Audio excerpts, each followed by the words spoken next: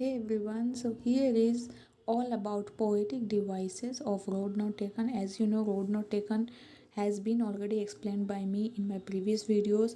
आपको वो link video के डिस्क्रिप्शन में भी दे दूँगी एक बार, जिसमें मैंने 3 पार्ट्स में रोड नॉट टेकन को पूरा एक्सप्लेन किया है कि what is all the poem about, और उसमें एक एक लाइन वाइज एक्सप्लेनेशन दिया है। इसके अलावा इसके पहले भी एक वीडियो बन चुका है जिसमें पोएटिक डिवाइसेस एक्सप्लेन किए थे, लेकिन क्योंकि पोएटिक डिवाइसेस इस पोएम में है ही बहुत सारे, तो बाकी के आज कवर करेंगे। और ये पोएम है road not taken, written by Robert Frost. So here we go. So you can see here the poem. First of all पहले तो पूरी पोएम एक्सप्लेन की है, उसके बाद में अब यहाँ से हम लिटरेरी डिवाइस स्टार्ट करेंगे। तो इसमें सबसे पहला है पैरेललिज्म। तो पैरेललिज्म क्या होता है? Parallelism is use of source of words, phrases और sentences that have similar grammatical forms, जिनके ना सेम ग्रामर फॉर्म हो। जैसे Frost has used parallelism in the poem such as and sorry I could not travel both and be only one traveller long as I stood, जो कि in line में आपको मिल भी जाएगा। ये लिखी ये लाइन्स ये रही यहाँ। And looked down once as far as I could. तो सेम जैसा कि बताया मैंने कि use of the source words and phrases that have similar grammatical forms.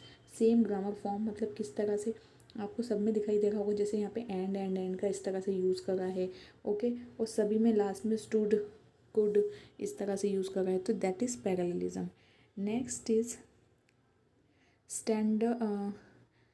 Stanza and quatrain. तो स्टेंजा क्या होता है, क्वैट्रन क्या होता है? एक्चुअली मैंने ना इसको मतलब ऐसे अलग अलग लिखने की बजाय सोचा कि एक साथ ही एक्सप्लेन कर दूँ एक ही लाइन में, मतलब एक ही स्लाइड पर। तो यहाँ पे स्टेंजा के बारे में देख लेते हैं सबसे पहले। तो स्टेंजा क्या है? So a stanza is a poetic form of a fixed number of lines. Stanza जो होता है ना, वो एक पोएटिक फॉर्म है of fixed number of lines. मतलब स्टेंजा क्या होगा ना कि जैसे मान लीजिए यहाँ से लेके यहाँ तक का ये पूरा एक स्टेंजा है, ओके। फिर ये यहाँ से यहाँ तक की पूरा एक स्टेंजा ये है और ये है। इस तरह से टोटल 4 स्टेंजा में ना ये पोएम डिवाइड है, ठीक है। तो इन चारों स्टेंजा इस तरह से अलग अलग स्टेंजाज होते हैं। जैसे प्रोज में क्या होता है ना, प्रोज में पैराग्राफ्स होते हैं। प्रोज में हम पैरा पढ़ते हैं, राइट, इसमें हम स्टेंजाज पढ़ते हैं, ठीक है। So in this poem there are 4 stanzas as I have already mention 1, 2, 3 and 4, with each stanza having 5 works और लाइन्स। वर्क्स का मीनिंग लाइन्स ही होता है, तो 5 लाइन आपको दिखेगी सब में। तो इन टोटल इसमें टोटल 20 लाइन्स की पोएम है, ओके। इसके बाद में आते हैं नेक्स्ट क्विंटन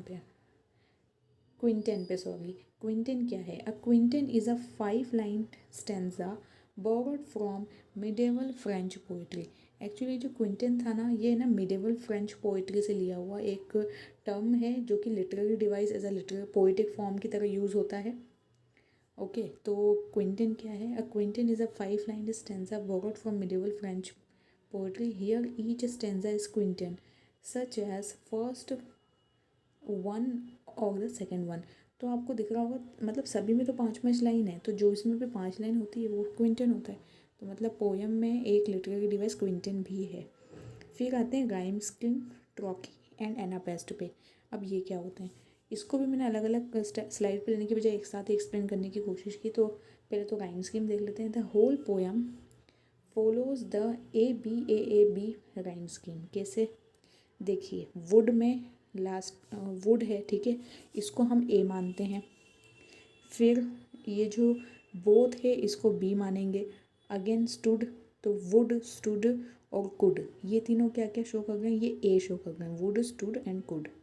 मैं आपको इसको इससे बता देती हूँ। एक तो ये वुड, एक ये स्टूड और एक ये कुड, ये तीनों ए शो कर गए। मतलब, और ये मतलब ये कि ये जो बी सेकेंड लाइन का जो बोथ है ना वो, और ग्रोथ, अंडर ग्रोथ, ये दोनों सेम राइम के। मतलब आप इसमें राइम स्कीम के अकॉर्डिंग देखिए, A wood, B both, then again A, तो वुड के साथ में मैच करता हुआ कौन सा राइम है? Stood and good. और लास्ट में वापस से बी जैसा ही कुछ होना चाहिए, तो बोथ का अंडर ग्रोथ, आपको आ गया होगा समझ में, इसको ये राइम स्कीम फॉलो हुआ है। तो यूजुअली ऐसा होता है कि इस वाले पोएम, क्योंकि पोएम ही बहुत फेमस है, इस पोएम की राइम स्कीम अधिकतर मतलब क्वेश्चन में आ ही जाती है, या फिर आपको ऑब्जेक्टिव फॉर्म में भी पूछा जा सकता है, या कोई भी इन जनरल पे अगर पूछा तो आपको आना चाहिए बताना। तो that is ABAAB rhyme scheme of this poem. There are 4 beats per line. तो सभी 4 लाइन के बाद में एक बीट है, employing iambic tetrameter. The rhymes in the road not taken are end rhymes which are also perfect rhymes. तो ये ना, ये इस तरह से ना, ये सारी की सारी मतलब जिस तरह की राइम्स की इसमें देखिएगा कि ना, वो परफेक्ट राइम बता रही है। एक परफेक्ट मतलब आपको ऐसा लगेगा पढ़ने के बाद में कि कितनी अच्छी, मतलब एक जब तक है ना राइम स्कीम नहीं होती है, चाहे पोएम हिंदी में हो, इंग्लिश में हो, किसी में भी हो, तब तक ना मज़ा नहीं आता है पढ़ने में। तो सेम इसी में राइम स्कीम बहुत अच्छे से रॉबर्ट फ्रॉस्ट ने बता के रखी है। अब आते हैं ट्रॉकी पे। Trochee means there is